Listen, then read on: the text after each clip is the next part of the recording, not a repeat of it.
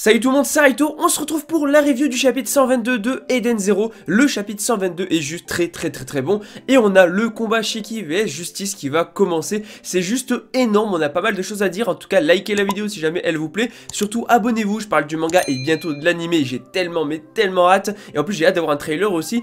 Et surtout dites-moi en commentaire votre avis sur le chapitre, parce que là ça rigole plus. Bref, on attaque la review avec une page cover qui est vachement sympathique et qui est assez marrante, parce qu'on a Sister Evely qui dessine Homura, et elle la dessine pas de la plus belle des manières et rend pas forcément hommage au corps de Homura ou même au visage de Homura. Et d'ailleurs à noter que derrière en fond on voit l'écharpe de Natsu à côté de Plou, donc voilà, c'est du petit bonus. En tout cas on va passer au chapitre. Donc on commence le chapitre directement avec Armit et Wise vs le professeur Muller, avec le professeur qui l'accueille d'une manière juste horrible en lui disant clairement qu'il a retrouvé sa chère breloque. C'est juste horrible. Quand on se rappelle ce qu'a fait le professeur Muller, dont on reparlera juste après parce qu'il y a quelques petites scènes de flashback, c'est juste beaucoup trop triste et franchement cet enfoiré il mérite juste de mourir. Alors forcément Wise comprend pas trop qu'est-ce qui se passe, parce que Wise au final il a pas connu le professeur Muller et on lui a juste raconté vite fait l'histoire de Armit, mais il a pas vu visuellement donc il sait pas trop qui c'est. Mais Armit par contre elle va lui demander qu'est-ce que tu fais ici, parce que normalement le professeur Muller s'était fait, rappelez-vous, arrêter par le gouvernement cosmique. Il avait fini en prison,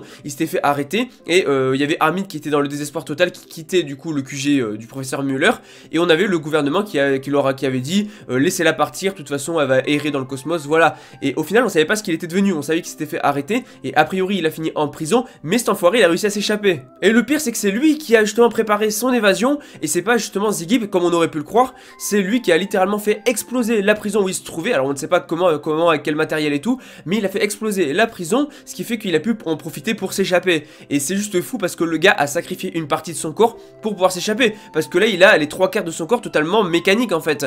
Et le truc c'est qu'il a réussi à survivre à l'explosion, il a sacrifié une bonne partie de son corps, mais il a pu renaître en tant que machine, et il a pu devenir à moitié homme, à moitié machine, une sorte de cyborg. Et ce qui est fou c'est que vraiment le gars est complètement taré, parce que le professeur Muller est en train de dire que justement les humains étaient jaloux de ses recherches et tout, et que c'est pour ça qu'ils l'ont arrêté. Du coup il est totalement les humains, il est tout le monde en fait, j'ai envie de dire, parce qu'il est les machines, il est les humains, il est tout le monde. Mais n'empêche c'est fou parce qu'il a sacrifié une partie de son corps, ce qui fait qu'il est devenu à moitié mécanique, et en fait voilà il a réussi partiellement en tout cas à revenir sous forme de machine. Et en plus ce qui est énorme c'est que le gars justement détestait par-dessus tous les machines, ça on le savait. Il a manipulé Armit, il a détruit la planète Hook avec toutes les machines et tout, il détestait par-dessus tous les machines, mais il se rend compte que finalement être à moitié machine c'est pas si mal, parce qu'il a une puissance complètement démesurée par rapport à ce qu'il avait en tant qu'humain. Forcément Wise lui demande qui c'est, parce qu'il ne comprend pas trop la situation, et on a Armit qui lui dit clairement que c'est à cause de lui qu'elle déteste les humains, qu'elle a fini par les détester, et elle aurait préféré ne jamais le revoir. Le gars était censé être allé en prison, il a réussi à s'échapper, du coup là il revient, et c'est fou parce que là on a Wise qui va littéralement essayer de le défoncer, parce qu'il en a marre de voir cette scène, il a pas envie de voir Armit souffrir, du coup il veut juste en finir directement avec le professeur Muller. Et c'est intéressant parce que justement c'est pas le professeur Muller qui a bien diffusé ce virus, c'est effectivement Ziggy. Et par contre Ziggy voilà, lui a dit tu gères le serveur et en échange je t'offre tous les humains de cette planète, et tu pourras t'en servir pour tes expériences tout simplement. Ce qui fait que en échange du coup d'obéir à Ziggy, une machine même s'il déteste les machines, et je pense qu'il peut le trahir par la suite, mais en tout cas lui il est content parce qu'il a tous les humains qu'il veut, tous les humains de cette planète comme esclaves en fait. Donc autant dire ce mec est pourri jusqu'à la moelle. Non seulement il s'en prenait aux robots, mais maintenant il veut aussi se servir d'humains comme cobaye. Autant vous dire que voilà il est complètement taré, même si pour le moment il peut plus se servir de robots comme cobaye, parce que déjà il peut pas à cause de Ziggy tout simplement, sinon le mec il va prendre trop cher, mais en plus lui-même est devenu une machine. Par contre ça lui fait plaisir de se servir d'humains, et on voit que le mec est complètement fou et qu'il mérite juste de crever. Donc Wise, j'ai envie que tu le détruises littéralement, et Armit aussi. Mais le mec ne lâche pas l'affaire, parce que le professeur Muller veut toujours Armit, il veut continuer ses expériences sur Armit, et Armit qui est en stress, et surtout Wise qui intervient, Wise qui veut le dégommer, parce que Wise en a marre de voir cette scène là, il veut pas voir Armit souffrir. Sauf que le problème c'est que il appuie sur des machines et tout, sur de la technologie, on sait pas trop, sur des écrans et tout, et en fait il va se faire électrocuter Wise. On sait pas trop exactement comment ça se fait, est-ce que c'est dans le sol ou quoi que ce soit, et du coup Wise va se faire électrocuter, il va être au sol directement, il va être en PLS, et on a Armit qui va être attaché. Et quand il va être attaché ça va être juste trop triste, parce que ça rappelle énormément ce qui s'est passé à l'époque avec le professeur Muller, et on a le droit à 3-4 cases de flashback qui sont juste super tristes. Parce que le mec ne lâche, comme je dis, pas du tout l'affaire, il veut encore avoir des expériences avec Armit, il veut se servir de son corps parce que son corps est bien structuré en tant que robot, c'est une machine qui est assez avancée. Et là on a le droit à des scènes de flashback qui sont maîtrises, le passé d'Armit est juste incroyable. On voit une Armit complètement découpée en deux, attachée, on voit le gars en train de la tabasser et tout.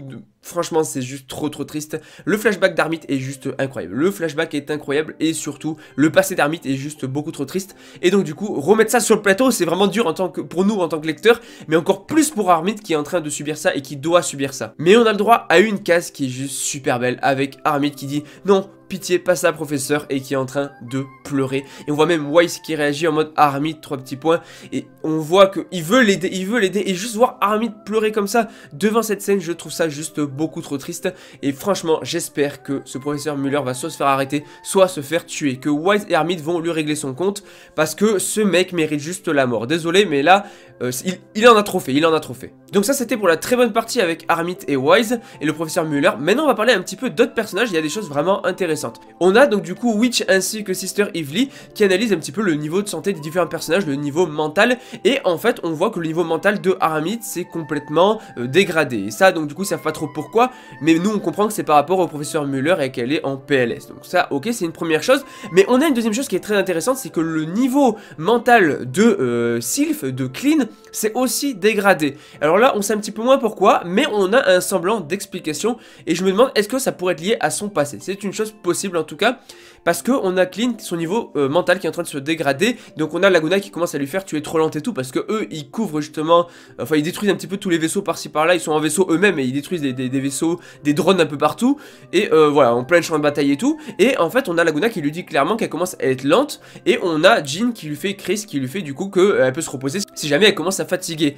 Et là on a une scène, une case qui est juste super intéressante, parce que on a Clean qui réagit, qui commence à stressé de fou et qui est en train de dire qu'il y a quelqu'un qui ne devrait pas être là. Et il serait tout près d'ici. Alors à en juger par sa réaction, ça peut être en lien avec son passé. Peut-être que Chris ne l'a pas détecté mais qui va le détecter par la suite. Alors qui ça peut être? Je pense pas que ce soit Erzi et son équipage, mais ça pourrait être Justice et son équipage. Ça pourrait être Justice, peut-être que Justice a un lien avec Clean et Jean, qui c'est limite le frère caché de Jean et Clean, tu vois, il y a un troisième dans la famille. Alors là je pars vraiment trop loin, mais ça pourrait être Justice, à moins que ce soit un autre personnage qu'on n'ait pas encore vu tout simplement, qui va être introduit par la suite, je ne sais pas. Ou à moins que Shura soit responsable de quelque chose aussi, c'est possible que ça soit lié à Shura qui se pointe sur le champ de bataille, parce que là on a Erzi et son équipage, on a Justice ainsi que le gouvernement cosmique, Creed et Victory dont on parlera juste après, et on a l'Eden Zero, et on a des gars aussi de Shura, on a des gars de Nero, on a le corps franc de Beast, donc du coup l'unité numéro 1 qui s'est fait, enfin 6 qui s'est fait éclater, là on a l'unité numéro 1 dont on va reparler après, mais voilà il y a pas mal de personnages présents, mais c'est possible que Justice ait un lien avec tout ça. En tout cas on verra que c'est peut-être un autre personnage qu'on n'a pas encore vu, mais c'est juste super intéressant pour le développement de Clean, parce que j'adore son développement, et pour le développement forcément de Chris aussi. Limite c'est peut-être le professeur Muller, et au final on va avoir du coup Jean, Chris et peut-être Laguna qui vont rejoindre Wise et Armit et les aider, parce que peut-être que le professeur Muller est responsable un petit peu du malheur du coup de Clean et de Chris. Ça pourrait être très intéressant pour le développement des personnages, et du coup ben, ça ferait un petit peu des renforts pour Armit et aussi pour Wise qui du coup ont besoin d'aide. Ça pourrait être très cool. Bref, on va retourner sur Shiki et Omura qui eux sont face du coup à l'unité 1 du corps franc de Nero, et c'est juste super intéressant parce qu'ils sont en mode ok vous avez défoncé la numéro 6, bon on s'en fout en vrai, c'était des nasses tout ça, on en a rien à foutre, donc ouais clairement il n'y a pas de lien d'amitié entre les unités, mais du coup la team elle est en mode voilà on va se venger, dans le sens où c'est plutôt pour défendre l'honneur de Shura et de Nero qu'on va se battre, et pas pour forcément prendre la défense ou la vengeance de l'unité 6 qui s'est fait défoncer. Forcément Shiki et Omura vont capter qu'ils sont beaucoup plus puissants que l'unité 6, mais c'est là que les choses vraiment intéressantes commencent, parce que on a le gouvernement cosmique qui va se pointer, on a Creed et Victory qui vont se pointer, et Victory va littéralement se transformer en titan. Je sais pas si c'est une référence à l'attaque des titans, parce que le chapitre tombe pile en même temps que l'attaque des titans,